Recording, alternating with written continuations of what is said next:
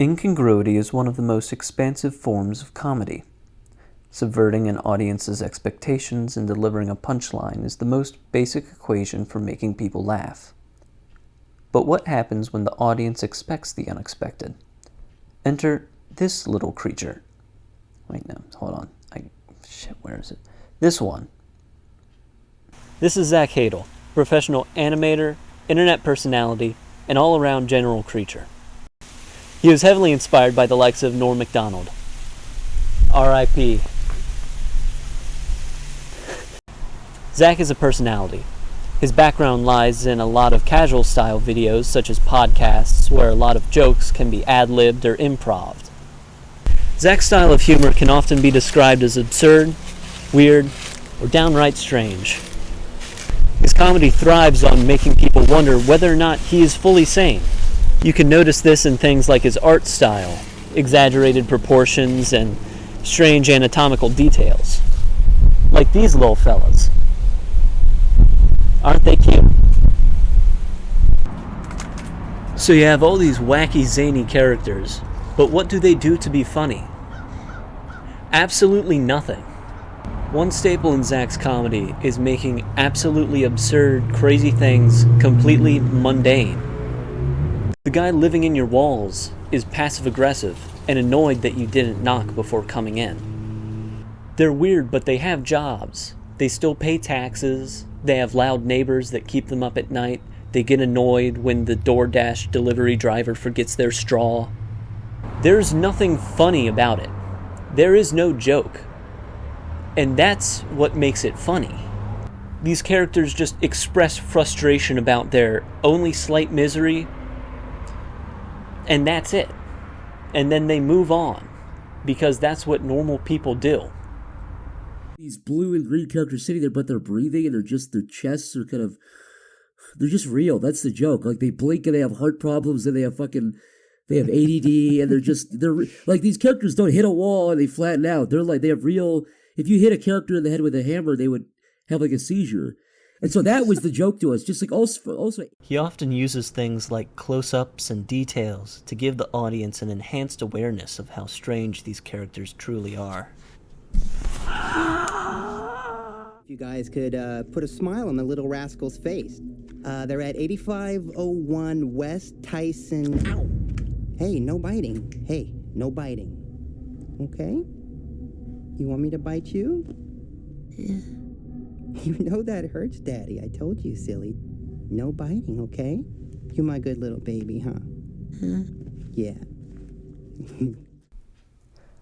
Another thing Zach likes to do is put people in hypothetical situations.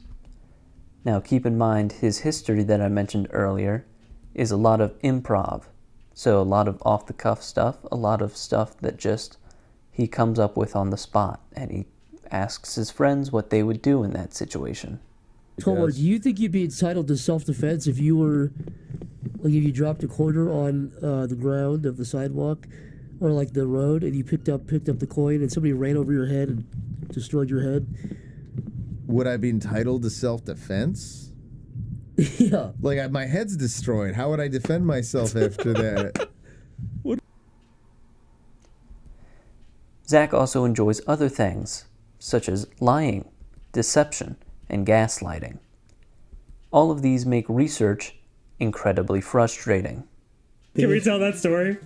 Sure. Yeah. I was just like, he has an interesting manner of speech. yeah. And I was like, why do you talk like that, Zach? And he was like, oh man, one day my mom and my dad, I got into a car accident. And I was like, oh really? No. Zach is also well known for doing voices.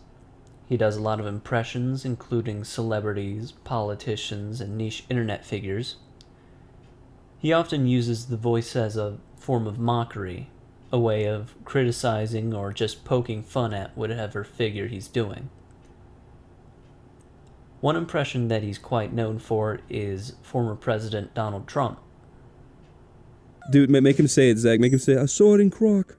I was playing Croc and I saw the little characters in cages, and frankly I thought, that looks not so bad. Protects me, protects evil spirits, and wards evil spirits away. And also bad vibes, right? It wards away bad vibes, and frankly, evil spirits, including, by the way, which nobody will talk about. Nobody will talk about the fact that there are witches, goblins, and What? Sasquatches out Mr. there. President, this is a very unusual stance to take publicly. Are you saying that you believe in witchcraft? I am going to be making a major speech, just so you understand. I'm going to be making a major speech banning both witches and Sasquatches from entering the United States. Is that really a... Is that... That's all. That's all I wanted to I've say. always wanted to know, are goblins real? Absolutely. Not only are goblins real, but I was startled when I saw a goblin. I was in the White House, and I looked out of my window, okay? I looked out of my window. I saw a goblin. Nobody will believe me. Just so you understand. As a content creator, Zach makes himself a character for comedy's sake. He's well known across the internet, working with several other content creators along the way, and having his own YouTube channel with well over 1 million subscribers. Zach is not a very controversial comedian, which is how he's gotten to collaborate with so many people over the years. Recently, he's had the opportunity to co-create the show Smiling Friends on Adult Swim. He's had the opportunity to do this with his co-creator Michael Cusack. The pilot released in 2020 to massive success, quickly becoming one of the highest rated shows on the channel. And it doesn't appear to be slowing down anytime soon, as it's been renewed for a second season. Maniac, freak, wanted in 17 states. There are many ways to describe Zach Hadel, but one of them is friend. Isn't it, Zach? Say the fucking line. Turn on the TV, they hit the Pentagon! They hit the fucking Pentagon! Okay, cool.